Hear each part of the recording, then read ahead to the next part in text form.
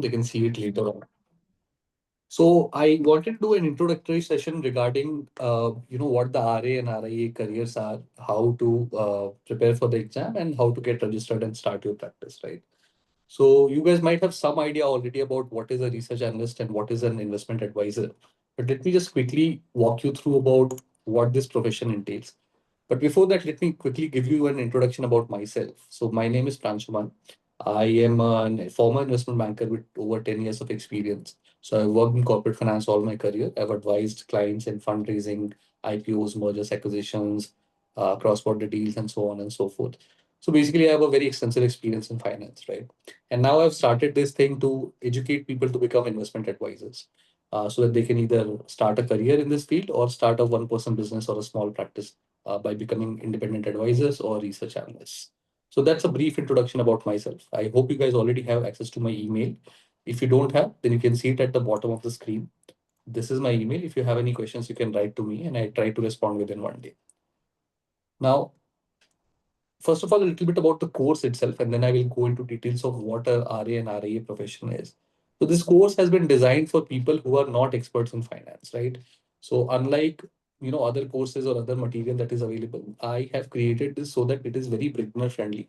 All at the same time, it should be at a sophisticated enough level that people who take this course are competent enough or end up being competent enough to advise other people on finance. So that's the idea behind it. I have created it in basically in two components. There is a live component and there is a recorded component. The recorded component is basically the exam syllabus. It's all the theory that you need to know in order to pass the exam and basically build your basic knowledge. And the other is the live session components, which we are doing right now, where you can come, join the session, ask me questions, any kind of question. It can be related to your clients or to the exam or to the registration process or any general finance related question, anything around this field. You are free to come and ask me. I do these sessions every weekend on Sundays at 11 a.m. So whenever you have a question or there's something that you want to discuss, you can join it at the same link that I have given to you. So this is for mainly there's 4 or 5 kinds of people I'm targeting here. So these are the kind of people who are, I think, who would be eligible and who will be at a level where they can actually grasp the syllabus, they can pass the exam, and they can also start advising people regarding their personal finances. So there is you can be a student who's invested in markets and wants to start a career in that, or you can be a professional. Let's say you are a doctor or lawyer who already is a professional and he wants to start another income stream by advising people on their finances. Third is a business owner. And if you have a small business where you are servicing some kind of clients and you want to also offer some other kind of advisory service, then that is for you. And finally, if you're a trader or an investor, or if you're a mutual fund distributor or a CA, or in any other way related to the finance field, then this is an additional tool that you can have in your repertoire in order to service your clients better. So that's the idea behind it. My objective is to make people self-employed so that as a one person also they can run a independent practice. They can have 10, 20, 30 clients and they can make at least 1 lakh rupees a month. So that's the objective behind running this course. And that is how I've tried to structure it as well. It is very practical.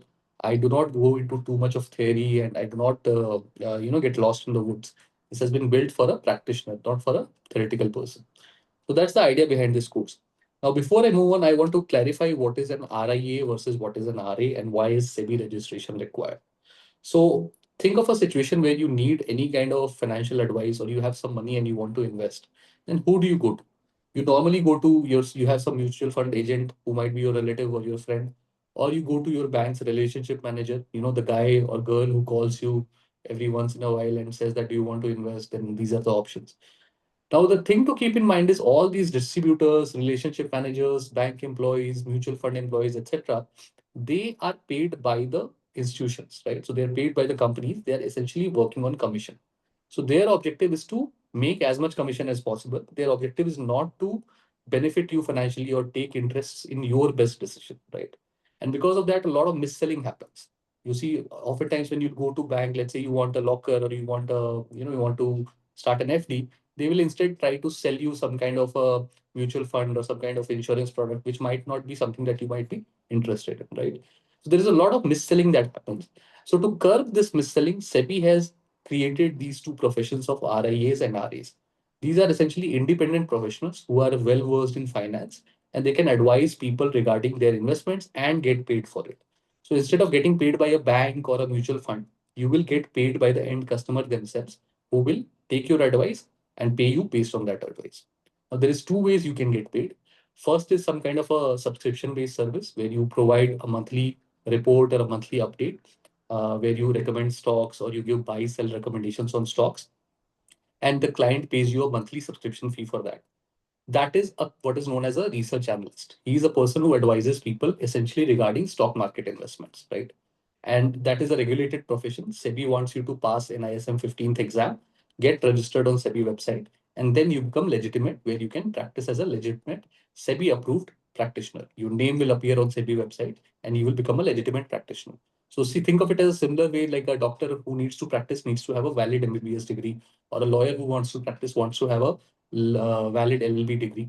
The same way you want to have a valid SEBI registration and NISM certification if you want to practice as a research analyst or investment advisor. So research analyst is somebody who recommends stocks. Investment advisor is somebody who does personal financial planning. So again, same situation. If you want to go to a bank or a mutual fund and want to figure out what is the best place to invest your money, or what should be the financial plan that you should be making for your retirement, then who do you go to? Well, you should go to a registered investment advisor who is a SEBI approved professional, and he will create the plan for you. How does he get paid? He can get paid in two ways. Either he will charge a flat fee. Let's say he's a fee structure where he charges 20,000 rupees for preparing personal financial plan. He charges 5,000 rupees for doing your asset review, and he charges 10,000 rupees for some kind of a report that he prepares, right? Then that is one way that he can charge. Or he can become a recurring advisor to a client, where the client will pay him as a percentage of assets under advisory. So let's say you are my client and I am your RIA, then you will sign a contract with me that I will take advice for all my assets, which amount to, let's say, 1.5 crore rupees, and I will pay you 1% of that as an advisory fee. So you can get 1.5 lakh based on your advice on the 1.5 crore worth of assets. So these are the two kinds of model: a fixed fee model and a percentage model. So I hope the distinction is clear. RA is someone who advises on stock market investments. RIA who does a lot of personal financial planning regarding, let's say, pension, your portfolio construction, asset allocation, what kind of mutual funds to invest in, how to plan for your child's education, how to plan for your, let's say, child's wedding, etc. So more of a person-to-person interaction, and RA is more of a subscription-based service where they provide reports on stock market investing or trading. So this is the distinction between the two professions. Both of these are regulated by SEBI, and then you need to get regulated, you need to get registered on SEBI website, and you need to pass exams. Where do I come in? I have created a structured course which teaches you how to pass the exam. It teaches you everything you need to pass the exam, especially if you are somebody who's not an expert in finance. And I also do ongoing regular sessions where I answer questions, I guide you in your practice, and I guide you on how to get registered. So that is a very basic introduction of what the profession is and what the course is all about. A little bit about SEBI. SEBI is the regulatory body which regulates stock markets and exchanges in India. So any kind of intermediary, let's say a broker, investment banker, distributor, etc., they have to be compliant with SEBI. So similarly, when you become registered as an investment advisor or a research analyst, you will have to be compliant with SEBI rules, and therefore you'll have to follow the instructions that SEBI gives you from time to time. Who can practice this profession? So until recently, it was a very restricted profession. Only people who had 5 years or 10 years of experience and net worth, let's say 50 lakh rupees, and certain kind of expertise in finance or degree in finance could only practice this. But now SEBI has relaxed this criteria. So anybody who is a graduate in any discipline, whether it be engineering, law, commerce, art, etc., they are eligible. This has just come out last month, so it will be notified in a couple of months, and the registration process will change accordingly. So all of you who have joined in course now are at a very sweet spot where you can take the exam in the next 2-3 months, and immediately you can get registered and start practicing. So anybody who's a graduate passes the NISM exams, the relevant certification exams, and gets registered with SEBI is eligible to practice. You can do it either full time or part time, which means that if you have already a profession or some kind of job that you are doing, then you don't need to quit that. You can do it part time also, and you can do it remotely, which means that you can do it from your home online. You can provide online services. You don't need to have an office or a physical infrastructure. All these changes are very, very recent, and they will be notified shortly. So that is a very quick introduction regarding the profession. Are there any questions at this point? Please feel free to ask, and then I will move to the next section. So please let me know if you have any questions.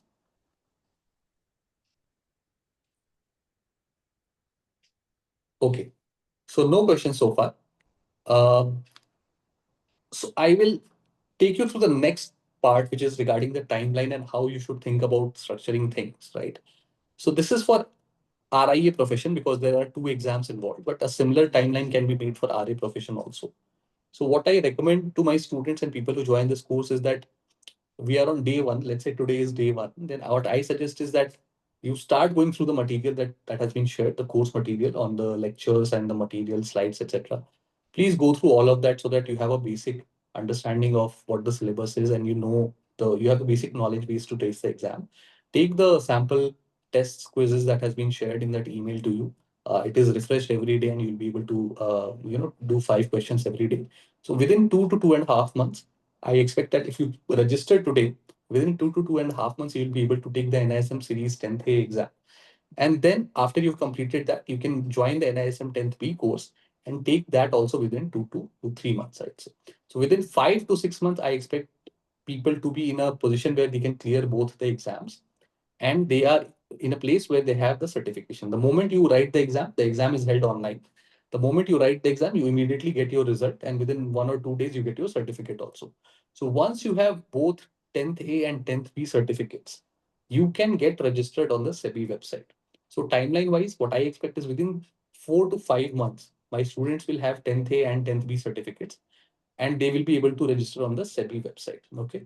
The registration process itself can take about 1 to 2 months, depending on what kind of documentation, etc., you have to prepare.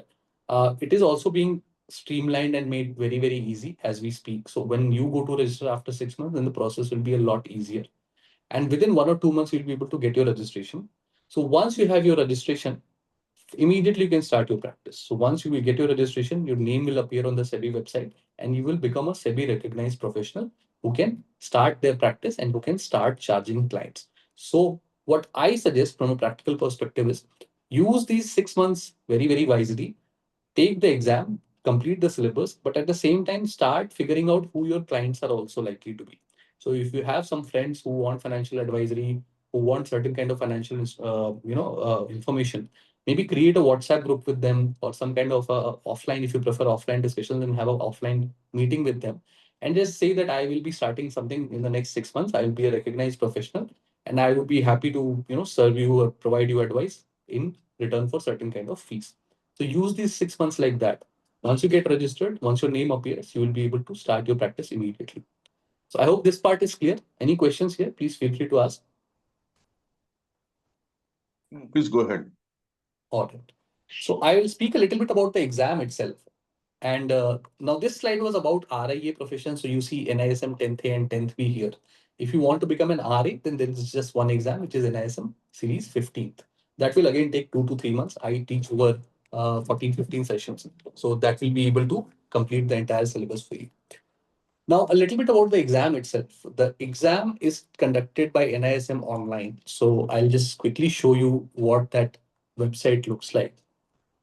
So this is basically the link for the exam. So let me just try and paste it in the chat so that you are able to register here. So this is the link to the NISM website where you need to register for the exam. And you can go to this website and click on enroll button. I hope everybody is able to see the enroll button. This is on to the top right side. And you can go and select the exam here and write down the name of the exam. So let's say I want NISM series 10th A. I'll click 10th A. I'll click next. I'll pay the fee. I think it's around 3,000 rupees if I remember correctly. I'll select the city and the center and I'll select the date. And then once I make the payment, etc., I will be able to generate my admit card for the date that I have selected. So that's the way of registering the exam. What my recommendation is that immediately after this session, you can go to this website and please log in there and please select a date, because if you select a date today, you'll only get a date after 2 or 3 months, right? So select a date which you feel is comfortable to you. 3 months is more than sufficient to prepare for the exam if you follow the material closely and you attend the live session. So select a date which is after 3 months, you will be able to take the exam. And once you have registered here, you can actually go here and take some practice exams also, or you can just follow the material that I have already shared and just follow that. It will be sufficient to take the exam. So I hope this part is clear. If there is any confusion, let me know here. You can ask your questions here. Uh, I mean, you can give it from home, or you have to go to a No, you examination. have to select a center. So let me just show it once again. So you go here and Okay. you can see you can select a city and then you have to select a center. Right. So it's an online exam, but it is conducted at centers by some college or some TCS or somebody will be conducting it. Okay. Okay. All right. So that was about the exam. Now, let me just give you a little bit of details about what the RA and IA career entails. So some regulatory requirements are there. So what are the requirements here? Now, all of these requirements are being relaxed, but I'm sharing as of the latest available information. As and when this changes, I will share emails and I'll share on the Telegram group if there is any changes to that. So there is a certain amount of fees that you have to pay if you want to get registered with SEBI. There's about, I think there's 5,000 rupees, which is one-time fee that you have to pay. And there is a deposit that you have to make with SEBI based on how many clients you have. So when you start off, you have to make a deposit of 1 lakh rupees. This deposit is in the form of a lien that is marked to Bombay Stock Exchange. And I'll discuss in more detail on what the form of that lien, etc., is when I discuss about the registration. But this is a deposit that you have to make if you're an individual advisor, right? Now, there is on the fee structure, you need to be aware that there are certain rules that you have to follow. First is that if you're charging as a percentage of assets under advisory, then you can charge a maximum of 2.5% from a client family. And you can charge a maximum of 1.5 lakh per year per family, depending on the cost inflation index. So this is increased from time to time. So you can go in any of these modes. Either you do a maximum of 1.5 lakh or you do a maximum of 2.5%. These are the two ways you can charge fees. And this is a contract between you and the client, depending on what you negotiate and what you agree upon. So this was about investment advisors. On research analyst, again, there is a cap on the fee. There is 1.5 lakh per year per family. Or you can structure it in different ways, depending on if you provide monthly calls or if you provide quarterly calls, etc. You can decide your fees accordingly based on what business model works best for you. If some of you are some kind of mutual fund distributors or sub brokers or any other kind of intermediary, if you're already working in this industry, then you need to maintain an arm's length distance between your advisory business or your analyst business and your distribution business. So the same person cannot become both the distributor as well as the analyst because there is a conflict of interest, right? So you cannot get paid by the mutual fund as well as by the client. You have to pick and choose between the two. Okay. So I hope this part is clear. No conflict of interest and fee caps are there. If there's any question, please feel free to ask now. Okay, no questions. So that essentially completes the session that I wanted to share about the information. I just want to show the platform that I have created where also you can have shared a Google Drive with you, but I've also created a platform where you can actually go about completing the course. And let me just try to walk you through that.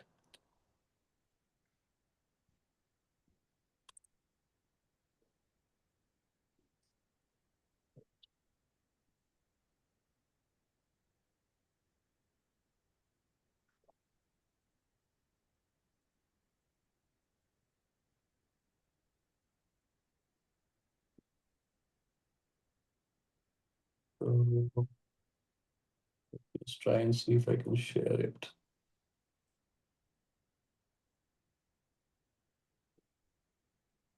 Pranshumaan, I request you to be a bit slow. I mean, like, maybe I have, Oh, okay, as okay, a, no problem. If you want, you can please interrupt me whenever you feel like you didn't hear something. I'll be happy to repeat myself. Sure, sure. I asked 55 plus, so please. No problem. Don't worry, I'll also share this recording with you. So you can also watch it later once again. If there is any questions, you can ask me on the Telegram or email, etc. Okay. So I'll just walk you through the platform that we have created. You'll be able to see it in a moment. So this is a platform that we have created for all the registered people who have, people who have joined the course. And I'll just quickly play a video which will show you how this works. And you can either learn via the Google Drive or you can go to this platform and just click the lectures one by one and watch them there and read them there.